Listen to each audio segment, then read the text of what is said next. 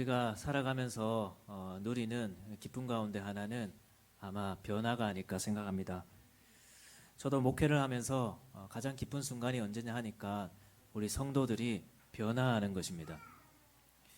믿음이 연약한 분들이 믿음이 자라가게 되고, 또 하나님을 향한 고백들이 또 변하여 자라가고, 또 그래서 가정에서나 사회에서 변화된 사람으로 살아가는 것을 보면 정말 목회가 보람이 되고 기쁩니다. 여러분, 이런 변화는 우리 하나님께서 주시는 선물입니다. 그래서 우리가 특히 교회에서 보면 이런 변화들을 많이 볼 수 있습니다. 우리 교회도 보면 그런 변화들이 많이 있었죠. 어떤 분들은 신앙생활에 큰 변화가 생기고, 또 어떤 분들은 매일매일을 말씀과 함께 살아가는 그런 사람으로 변화하기도 하고, 어떤 분들은 가정에서 남편의 역할, 아내의 역할이 무엇인지를 돌아보며 그런 삶을 위해 변화하는 삶을 살아가고, 또 어떤 분들은 또 직장에서, 또 우리 친구들 중에서도 예배하는 모습이나 여러 가지 부분에서 변화를 나타내는 일들이 있습니다. 여러분들에게는 어떤 변화들이 있었습니까? 우리 하나님은 우리에게 변화를 주시는 분이십니다. 그렇기 때문에 우리가 우리의 삶을 돌아보면 반드시 우리의 삶에 변화들이 있었을 것입니다. 지난 과거를 한번 생각해 보십시오. 여러분들은 과거에는 어떤 사람이었고 현재는 어떤 사람으로 변화되어 살고 있습니까? 또 앞으로는 여러분들이 어떤 사람이 되기를, 그렇게 변화가 있기를 바라고 계십니까? 오늘 본문은 우리 예수님께서 사람을 변화시키신 것에 대해 말씀하고 있습니다. 예수님은 이제 본격적으로 사역을 시작하시면서 먼저 시몬과 안드레를 찾아가셨습니다. 여기서 시몬은 우리가 많이 들어본 베드로라는 사람입니다. 이 베드로와 안드레는 형제였는데 갈릴리 바다라고 되어 있지만 사실은 호수죠. 그 호수에서 물고기를 잡는 어부였습니다. 또 예수님은 19절에 보면 야고보와 요한을 찾아가셨습니다. 이 두 사람도 이 호수에서 물고기를 잡는 어부였습니다. 여러분, 이 사람들에게는 어떤 삶의 변화들이 필요했을까요? 우리가 이 어부들이라고 한번 생각을 해봅시다. 우리가 이 어부들이라면 지금 우리의 삶에서 어떤 변화들이 필요했을까? 우선 우리가 우리의 삶에서 고민하는 것처럼 이 사람들도 어떤 직장에 대한 변화가 필요했지 않았을까 생각을 해볼 수 있을 것 같습니다. 이 당시 이 어부라는 직업은 아주 평범한 직업이었습니다. 평범하지만 사회적으로는 인정받지 못하는 또 그런 일이기도 했습니다. 그리고 이 어부라는 직업은 굉장히 고된 직업이었습니다. 우리 교회 형제님들 중에서도 지금 이렇게 더운 날씨 속에서도 야외에서 정말 하루 종일 일을 해야 되는 분들이 있는데, 또 야간에 일을 해야 되는 분들도 계시죠. 이 어부라는 직업이 그런 직업입니다. 성경에 보면 당시 어부들은 밤이 새도록 물고기를 잡아야 했습니다. 그리고 아침에는 그 물고기를 잡은 그물을 다시 수선하곤 했었죠. 지금 예수님이 이들을 찾아가신 장면도 그런 상황이었습니다. 오늘 마가복음은 좀 간단하게 기록하지만 누가복음은 좀 상세히 기록합니다. 여러분, 이런 상황에서 누군가는 이런 직장 좀 떠나고 싶다, 나에게 좀 더 좋은 직장이 없을까? 그런 변화가 필요했을지도 모르겠습니다. 아니면 아예 물고기를 잡지만 물고기를 진짜 많이 잡아서 부자가 될 수 있는 그런 변화를 기대하고 있을지도 모르겠습니다. 여러분, 지금 이 네 사람은 당시 어부들 중에서도 그나마 괜찮은 편에 속했습니다. 누가복음에 보면 베드로는 배를 소유하고 있었고, 오늘 본문에 보면 이 야고보와 요한도 배를 소유하고 있으면서도 품꾼들을 거느릴 정도가 되었다, 그렇게 나오고 있습니다. 자, 그렇게 하면 그러면 이제 어떻게 하면 물고기를 더 잡을 수 있을까? 품꾼들을 더 고용해야 되나? 아니면 배를 한 척 더 사야 되나? 어떻게 하면 이 물고기를 더 잡아서 내가 더 부자가 될 수 있을까? 야고보와 요한은 아버지 밑에서 일을 하고 있었는데 아버지 밑에서 이제 독립을 해야 되나? 그런 변화들, 그런 인생의 여러 가지 변화들을 기대하고 있었을지도 모르겠습니다. 제가 만약 그 어부였다면 그런 변화를 기대했을지도 모르겠습니다. 여러분, 또 이들에게는 성품의 변화가 필요했을 수도 있습니다. 이 야고보와 요한은 나중에 우레의 아들이라는 별명을 얻게 됩니다. 우리 예수님께서 지어주신 별명이죠. 여기서 우레라는 말은 천둥이라는 말입니다. 그래서 막 소리를 천둥처럼 막 크게 지르고, 또 성격이 좀 불같은 그런 다혈질적인 성격을 나타내는 것입니다. 뭐 열정을 나타낼 수도 있겠죠. 그런데 누가복음 9장에 보면 이 야고보와 요한이 예수님과 함께 사마리아에 갔는데 당시 사마리아 사람들이 예수님과 제자들을 받아주질 않은 것입니다. 그러니까 이 야고보와 요한이 뭐라 했냐니까, 주여 우리가 불을 명하여 저들을 멸하라 하기를 원하십니까? 막 그렇게 불같은 성격을 드러냈었습니다. 그런 성격 때문에 우레의 아들이라는 별명을 얻은 것이죠. 그렇다면 이들은 어떤 성격의 변화를 기대했을지도 모르겠습니다. 오늘 이 성경에 야고보와 요한의 아내에 대해서는 기록하고 있지 않지만 만약 그들의 아내가 있었다면 하나님 앞에 매일 밤 가서 하나님, 저희 남편 저 성격 좀 고쳐주십시오. 저 성격 좀 변화해 주시기 바랍니다. 그렇게 기도했을지도 모르겠습니다. 여러분들은 어떻습니까? 여러분들 지금 현재의 삶 속에서 어떤 변화들을 기대하고 있습니까? 어떤 변화들이 필요하십니까? 아마 우리도 비슷할 것입니다. 하나님께서 우리를 변화시켜 주시는 분이라면 하나님, 나의 이 삶의 형편을 좀 변화시켜 주십시오. 나의 이 성격을 좀 변화시켜 주십시오. 그런 변화들을 기대하고 있을지도 모르겠습니다. 여러분, 그런데 우리 예수님은 이런 사람들을 찾아가셔서 그런 변화를 말씀하지 않으셨습니다. 오히려 이렇게 말씀하셨습니다. 나를 따라오라. 내가 너희로 사람을 낚는 어부가 되게 하리라. 여러분, 지금 예수님은 우리가 기대하는 변화와는 전혀 다른 변화를 말씀하고 계십니다. 물론 우리가 기대하는 변화도 중요한 것입니다. 예수님도 그것을 아시기 때문에 사람의 질병을 고쳐주시고 그들의 형편을 변화시켜 주셨습니다. 그런데 예수님은 우리에게 그보다 더 중요한 변화를 먼저 말씀하고 계십니다. 물고기를 잡던 삶에서부터 물고기를 더 잡는 삶으로의 변화가 아니라, 또는 어떤 성격의 변화나 환경의 변화나 그런 것이 아니라 인생의 어떤 근본적인 변화에 대해서 말씀하고 계십니다. 여러분, 예수님은 왜 이런 변화를 말씀하셨을까요? 여기에서 사람을 낚는 어부라는 것은 히브리어에서는 사람들의 어부라, 헬라에서는 사람들의 어부라는 표시인데, 이 사람들을 구원으로 인도하는, 죄와 사망 가운데 있는 사람들을 구원으로 인도하는 사람들이 되게 하겠다는 그런 말씀입니다. 여러분, 이런 삶을 어떻게 생각하십니까? 이것이 지금 이 물고기를 더 잡고 부자가 되는 것보다 더 가치 있는 일입니까? 우리가 누가복음을 보면 지금 이 장면에서 베드로는 그물이 찢어질 정도로 물고기를 많이 잡았습니다. 얼마나 많이 잡았는지 배 두 척에 가득 실었는데 배가 막 가라앉으려고 할 정도로 물고기를 많이 잡았습니다. 그런데 베드로는 그런 배를 버려두고 예수님을 따라갔습니다. 여러분, 예수님 말씀하신 그런 삶의 변화가 그 정도의 가치가 있는 것입니까? 여러분, 이것은 너무나 귀하고 가치 있는 것이죠. 배 두 척에 가득 담겨있는 물고기의 양이 어마어마할 것입니다. 당시 물고기 한 마리는 한 사람의 하루 임금 정도 여겨졌다 하거든요. 요한복음 20장에 보면 베드로가 물고기를 잡았는데 그물이 찢어질 정도 잡았는데 153마리 잡았습니다.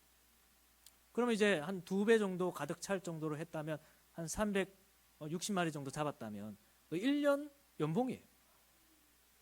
그걸 버려두고 갈 정도로 이것은 가치 있는 변화입니다. 우리는 세상에 많은 좋은 것들을 보면서 무엇이 더 중요한 것인지 우선순위를 정하는 지혜를 가져야 됩니다. 나에게 이러한 변화가 필요하고 저러한 변화가 필요하고, 그런 변화 중요하죠.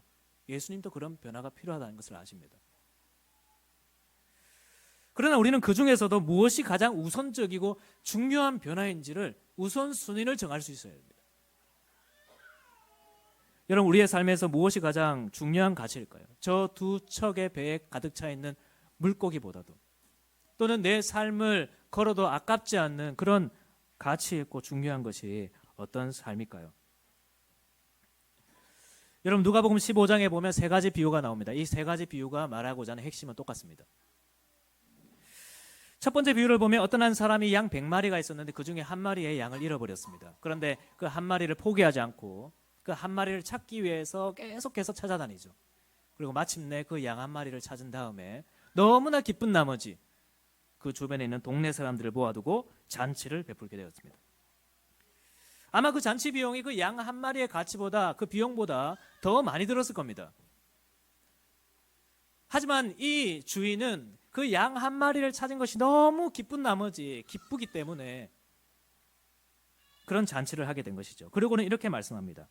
내가 너에게 이르노니 이와 같이 죄인 한 사람이 회개하면 하늘에서는 회개할 것 없는 의인 99으로 말미암아 기뻐하는 것보다 더하리라. 그리고 또 이어지는 비유가 탕자의 비유입니다. 탕자의 비유도 똑같은 메시지입니다. 그 잃어버린 아들을 기다리면서 그 아들이 돌아오기만을 기다렸던 그 아버지가 그 아들이 돌아오니까 너무나 기쁜 나머지 달려가서 그 아들을 끌어안고 그 집안에 잔치를 베푸는, 여러분 이것이 우리 하나님에게 있어서 최고의 가치입니다. 이것이 우리 하나님이 가장 기뻐하는 일입니다. 그리고 그 최고의 가치는 바로 여러분들이었습니다. 여러분, 하나님은 여러분 한 사람을 구원하시기 위해서 자기 독생자를 포기하시고 이 땅에 보내셨습니다.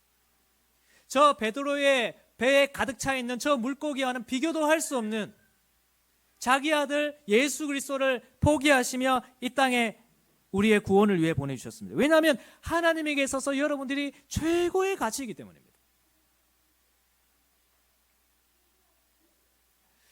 여러분, 하나님은 지금 또 한 영혼을 위해 일하고 계십니다. 그리고 지금 여러분들이 그런 변화를 통해서 그런 한 영혼을 바라보고 한 영혼에 관심을 기울이며 그 한 영혼을 구원으로 인도하는 사람들이 되기를 바라십니다. 그런 변화에 초대하고 계십니다.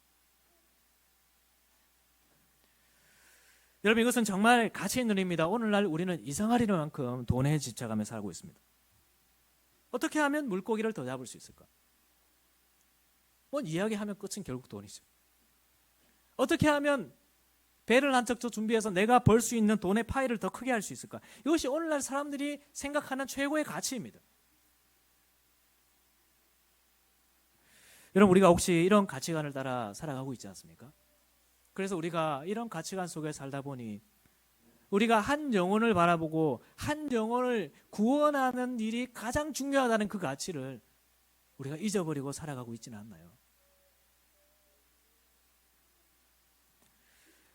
여러분, 이제는 우리가 사람에게 관심을 기울여야 됩니다.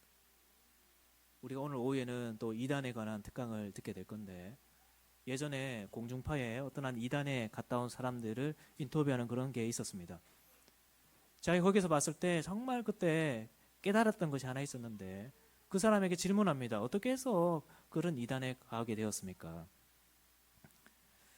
그러니까 거기에 갔는데 네 영혼은 괜찮냐고 묻더랍니다. 거기서 무너졌대요. 지금까지 누구도 나에게 내 영혼은 괜찮냐고 안부를 묻지 않았는데 신앙생활 괜찮습니까? 영혼은 괜찮나요? 묻는 사람이 없었는데 거기에 갔더니 묻더랍니다. 물론 이제 거기서 말하는 영혼에 대한 관심이 이제 잘못된 것을 알기 때문에 다시 나왔지만 그 사건이 우리에게 주는 교훈이 있을 겁니다. 우리는 오늘 온전한 복음과 참된 진리 가운데 살아가고 있는 사람들인데 우리는 과연 무엇에 관심을 기울이고 있는지, 어떤 가치를 향해 살아가고 있습니까? 여러분, 우리가 이 세속화된 문화 속에서 우리의 관심이 다시 한 사람을 향한, 그 영혼을 향한 열정으로 돌이켜지기를 주님의 이름으로 축복합니다. 이것은 정말 가치 있는 일입니다. 한 사람을 살리는 일입니다. 한 가정을 회복시키는 일입니다. 한 영혼을 하나님께로 돌아오게 하는, 하나님께서 너무나 기뻐하시는 가치 있는 일이죠. 그리고 이것은 목회자만의 부르심이 아닙니다. 오늘 본문은 제자들을 부르신 장면이지만 예수님은 사도들 외에도 많은 제자들을 부르셨습니다. 복음을 따라 살아가는, 복음을 위해 살아가는, 한 영혼을 바라보며 살아가는, 어쩌면 하나님께서 선택하신 모든 성도들의 가치관이 거기에 맞춰져야 되는 것입니다. 여러분, 여러분들에게도 하나님은 많은 사람을 보내주셨습니다. 자녀들이 있지 않습니까? 자녀들을 볼 때도 하나님, 우리의 자녀의 인생을 위해서, 미래를 위해서, 우리의 가정에 이러한 변화가 필요하고 이런 것들이 필요합니다. 그런 것을 구하기 전에 하나님, 제가 우리 아이의 영혼에 관심을 가지게 해주십시오. 저의 배우자의 구원에 관심을 가지는 사람이 되게 해주십시오. 그렇게 구하면 하나님은 그 모든 것을 여러분에게 더하실 것입니다. 여러분, 이보다 더 가치 있는 일이 있을까요? 이것이 가장 가치 있는 일일 것입니다. 그리고 예수님은 지금 여러분들에게 그런 삶으로의 변화로 초대하고 계십니다. 그저 물고기를 잡던 삶에서 물고기를 더 잡는 삶으로의 변화가 아니라 이제는 사람의 영혼을 인도하는 그런 사람들의 업으로 여러분들을 초대하고 계십니다. 여러분, 그렇다면 우리는 이런 부르심 앞에 어떻게 반응해야 될까요? 여러분, 이런 변화는, 우리의 삶의 변화는 어떤 이 내용에 대해 어떤 지적으로 동의하는 것으로 변화가 생기는 것은 아닙니다.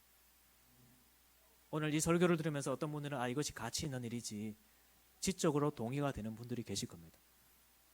또 감정적으로 감동이 되는 분들도 계시겠죠. 그러나 변화는 여러분들이 지적으로 동의를 하거나 감정적으로 감동을 한다고 해서 변화가 생기는 것은 아닙니다. 오늘 말씀 20절에 보면 오늘 이 제자들은 이 부르심 앞에 어떻게 반응했는지 함께 우리 읽어보면 좋겠습니다. 오늘 말씀 20절입니다. 시작. 곧 부르시니 그 아버지 세베대를 품꾼들과 함께 배에 버려두고 예수를 따라가니라. 여러분, 이 변화는 반드시 결단을 통해 생겨납니다. 여러분, 예수님의 제자들은 이러한 변화를 위해 결단하고 주님을 따라갔습니다. 여러분, 모든 변화가 그렇습니다. 모든 변화에는 결단이 있고 그 결단에는 포기가 뒤따릅니다. 지난주에 유퀴즈라는 프로그램을 보는데 한 우주공학 박사님에 대한 이야기가 나왔습니다. 이 박사님은 52세에 우주공학 박사가 된 분이신데 원래는 고등학교 중퇴를 하고 18살 때부터 수박 농사를 짓던 분이셨습니다. 이분의 아버님이 이제 가업이 수박 농사에 있는데 아버님이 이제 쓰러지시게 되면서 본인이 학교를 중퇴하고 수박 농사를 짓게 된 것입니다. 그래서 지금도 그 사진 보면 그냥 딱 농사 하시는 분처럼 생겼습니다. 그런데 그렇게 10년간 농사를 지었는데 과연 이게 내 일인가, 내 길인가라는 생각이 드셨답니다. 그러다가 하루는 이제 수박을 출하러 대전에 갔는데 대전에서 한 야학, 이제 밤에 공부하는 거기에 대한 전단지를 보고 그 야학에 등록하게 되었습니다. 그리고는 이제 낮에는 수박 농사를 짓고 저녁에는 충북 영동에서부터 기차를 타고 대전에 가서 야학 공부를 했답니다. 원래 1년 6개월 과정인데 5년 동안 매일매일 그리고 주말도 빠지지 않고 가서 선생님들 붙들고 공부 좀 가르쳐 달라고 해서 5년 동안 하루도 지각하거나 결석하지 않고 야학 공부를 하셨답니다. 그리고 34세에 검정고시를 치고 수능을 쳐서 대전에 배재대학교에 입학을 하시고 또 그걸로는 부족해서 배재대 옆에 저도 지도를 보니까 카이스트가 있고 충남대가 있더라고요. 배재대 다니면서 카이스트와 충남대에 다니면서 그 강의들을 청강을 했습니다. 그리고 42세에 모스크바 물리기술원에 입학하게 됩니다. 노벨 수상자를 10명이나 배출한 최고의 명문 학교랍니다. 그리고 거기에서 10년을 공부한 끝에 52세에 우주공학 박사가 되었습니다. 여러분, 이분은 18살부터 수박 농사를 짓던 농사하는 분이었습니다. 그런데 그분이 이제 우주공학 박사가 된 것입니다. 여러분, 어떻게 해서 이런 변화가 생긴 것입니까? 이분에게 결단이 있었기 때문입니다. 그리고 그 결단을 이루기 위해서 자신에게 불필요한 것들을 포기하며 그 결단을 이루려고 노력했기 때문에 그 변화가 이루어진 것입니다. 이분이 러시아 유학에 가게 된 계기는 마침 태풍이 이제 올라와서 그 수박 농장이 다 피해를 입게 되었는데 그때 결심했답니다. 이것이 나에게 기회다. 그리고 가버리셨대요. 그 수박 농장을 그냥 포기하고 가버린 겁니다. 또 얼마나 공부에 열중하셨는지 이빨이 다 빠지셨어요. 그만큼 하나의 목적을 이루기 위해서 결단하고 불필요한 것들은 포기하며 사셨다는 겁니다. 이런 변화에는 이런 결단이 필요합니다. 이 세상 일에 관해서 그분이 예수님이 있는지 안 믿는지 모르겠지만 세상 사람들도 하나의 변화를 위해서 그런 결단을 하며 살아간다면 우리 그리스도인들이 최고의 가치라고 알고 있는 그 영원 구원을 향해 바라보는 삶, 그것을 우리가 알고 있다면 우리는 어떤 결단을 해야 되겠습니까? 제자들은 그들의 생업을 포기하고 가치를 위해 결단했습니다. 여러분들에게 생업을 포기하라는 말 아닙니다. 하나님이 여러분들 모두를 목회자가 되라고 하시는 것 아닙니다.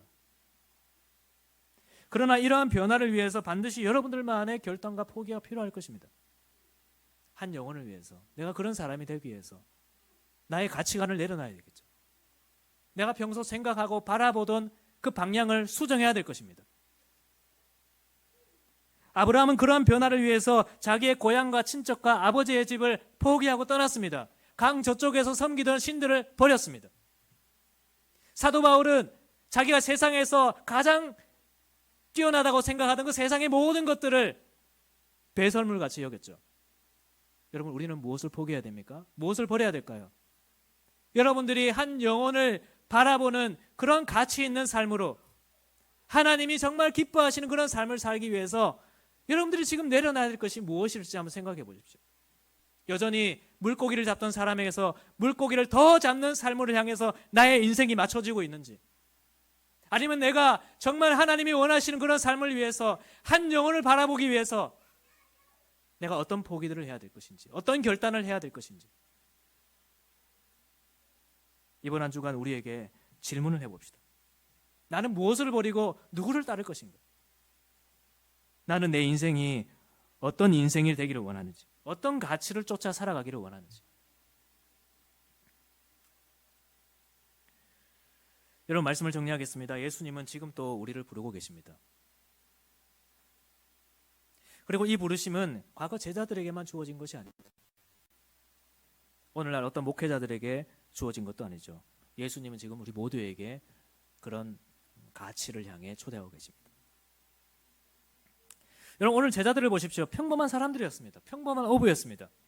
지적으로 뛰어난 사람들이 아닙니다. 사도행전에 보면 이 사람들이 어부였다는 것을 알고 좀 약간 멸시하는 그런 이야기들이 있습니다. 지적으로 뛰어나지 않은 사람들이 어떻게 이런 말하냐. 아주 평범한 사람들이었습니다. 바로 다음 장에서는 예수님이 세리였던 레위 마태를 부르시죠.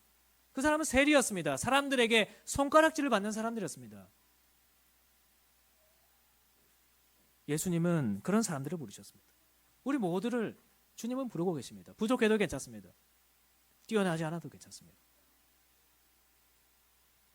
그저 이 하나님께서 부르시는 이 부르심 앞에 내가 이 한 영혼의 구원을 위해 살고자 하는 그런 결단을 가진 사람들 통해 하나님은 그런 일을 행하실 것입니다. 이번 한 주간 이 은혜가 우리 모두에게 있기를 축원합니다.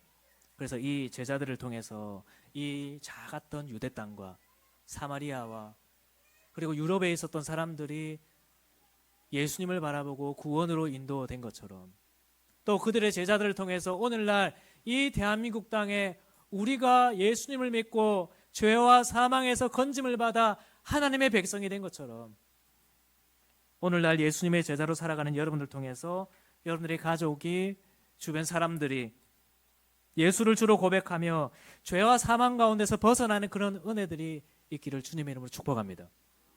그리고 우리도 그렇게 살아갑시다. 물고기를 잡던 사람에서부터 물고기를 더 잡는 삶으로의 변화가 아니라, 어떻게 하면 내가 더 많은 물고기를 잡을 수 있을까, 거기에 아등바등하며 살아가는 것이 아니라 내 정말 시각의 영혼의 초점이 한 영혼을 바라보면서, 그러니까 한 영혼의 구원을 위해 살아가는 그런 우리 모든 성도들이 되시기를 주님의 이름으로 축복합니다.